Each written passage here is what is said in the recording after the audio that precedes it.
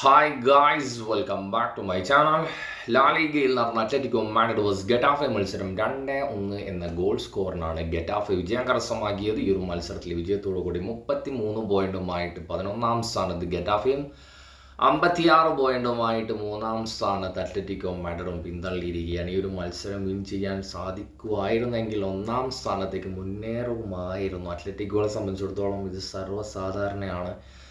ഒരു 3-4 മാച്ചസ് നല്ല രീതിയിലുള്ളൊരു പെർഫോമൻസ് ആയിരിക്കും. പക്ഷേ ഈ ഒരു മാച്ചിൽ നല്ലൊരു പെർഫോമൻസ് തന്നെ ആയിരുന്നു. ആദ്യ ഹാഫിലേക്ക് നല്ല രീതിയിൽ അറ്റാക്ക് ചെയ്ത് കളിച്ചിട്ടുണ്ടായിരുന്നു. പക്ഷേ ഗെറ്റാഫിനെ സംബന്ധിച്ചിടത്തോളം ഡിഫെൻസീവിൽ നല്ല ബിൽഡ് ചെയ്ത് വെച്ചിട്ടുണ്ടായിരുന്നു.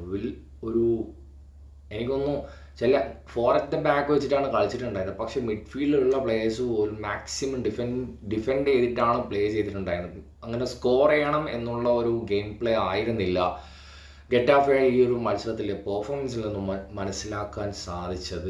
സെക്കൻഡ് ഹാഫിലേക്ക് വരുന്ന സമയത്താണ് ഈ ഒരു മാച്ചിൽ ഞാൻ ആദ്യ 11 ആൽവരസ് അതുപോലെ ഗ്രീസ്മാൻ പ്ലേ ചെയ്യും എന്ന് പ്രതീക്ഷിച്ചിട്ടുണ്ടായിരുന്നില്ല. അതിൻ്റെ മെയിൻ റീസൺ ഇനിയിപ്പോൾ വരാൻ പോകുന്ന ചാമ്പ്യൻസ് ലീഗ് മത്സരം വളരെ വളരെ ഇമ്പോർട്ടൻ്റ് ആയിട്ടുള്ളൊരു മത്സരമാണ്. അപ്പോൾ ഈ രണ്ട് താരങ്ങൾക്കും വിശ്രമം കൊടുക്കും എന്ന് തന്നെയാണ് വിശ്വസിച്ചിരുന്നത്. പക്ഷേ ആദ്യ 11 തന്നെ രണ്ട് താരങ്ങളും ഉണ്ടായിരുന്നു. 53-57 മിനിറ്റിലാണ് ആൽവരസിനെ സബ്സ്റ്റിറ്റ്യൂട്ട് ചെയ്ത് സൊള്ളോത്തിനെ കൊണ്ടുവരുന്നത്. സൊള്ളോ വന്നു കഴിഞ്ഞ ഒരു 60-65 മിനിറ്റിലാണെന്ന് തോന്നുന്നു പെനാൾട്ടി കിട്ടുന്നു. ഹാൻഡ് ബോൾ ഗെറ്റാഫയുടെ ബോക്സിൽ നിന്നുകൊണ്ട് ഹാൻഡ് ബോൾ വരുന്നു, പെനാൾട്ടി കിട്ടുന്നു, സൊള്ളോ സ്കോർ ചെയ്യുന്നു. അതിനുശേഷം 87 മിനിറ്റ് വരെ അത്യാവശ്യം ഒരു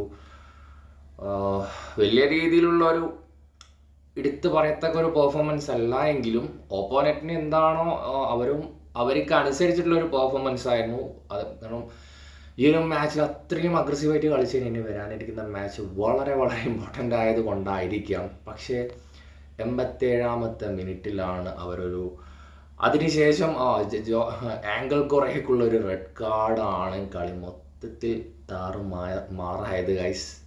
അതൊരിക്കലും എനിക്ക് ഡയറക്റ്റ്ലി റെഡ് കാർഡ് കൊടുക്കേണ്ട ഒരു ഫോളായിട്ട് എനിക്ക് ഒരിക്കലും അക്സെപ്റ്റ് ചെയ്യാൻ വേണ്ടി സാധിക്കില്ല. എന്താണ് ലാലിഗയിൽ ഇപ്പോൾ ഈ ഒരു സീസണിൽ വളരെ വളരെ റോങ് റെഫറി ഒരു ഡിസിഷനാണ് കണ്ടുകൊണ്ടിരിക്കുന്നത്.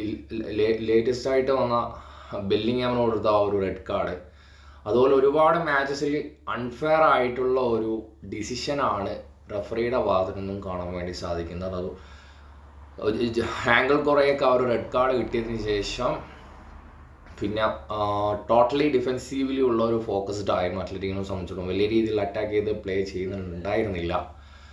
അതിനുശേഷം 87 മിനിറ്റിലാണ് അവർ സ്കോർ ചെയ്യുന്നത്.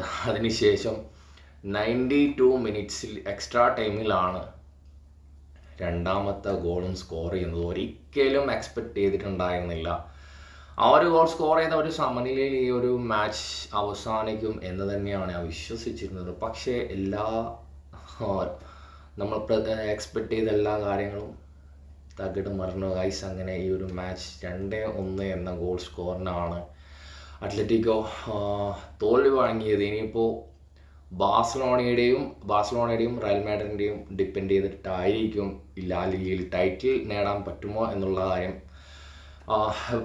ബാഴ്സലോണയായിട്ട് ഇനി കളി വരാനുണ്ട്. ആ മത്സരം വിൻ ചെയ്താൽ മാത്രം പോരാ, ബാഴ്സലോണ ഇനി ഏതെങ്കിലും മത്സരം തോക്കുകയും കൂടി വേണം. അതുപോലെ റയൽ മാഡ്രിഡിനെയും ഡിപ്പെൻഡ് ചെയ്തിട്ടായിരിക്കും അത്ലറ്റിക്കോ മാഡ്രിഡ് ഈ ഒരു ലാലിഗ ടൈറ്റിൽ നേടാൻ പറ്റുമോ ഇല്ലയോ എന്നുള്ളത് പറയാൻ വേണ്ടി സാധിക്കുള്ളൂ. അപ്പോൾ ഗൈസ്, ഈ ഒരു മത്സരം ലൈവ് കണ്ട വ്യക്തി ഉണ്ടെങ്കിൽ നിങ്ങളുടെ അഭിപ്രായം കമൻറ്റിൽ രേഖപ്പെടുത്തുക. നെക്സ്റ്റ് വീഡിയോയുമായി വീണ്ടും കാണാം.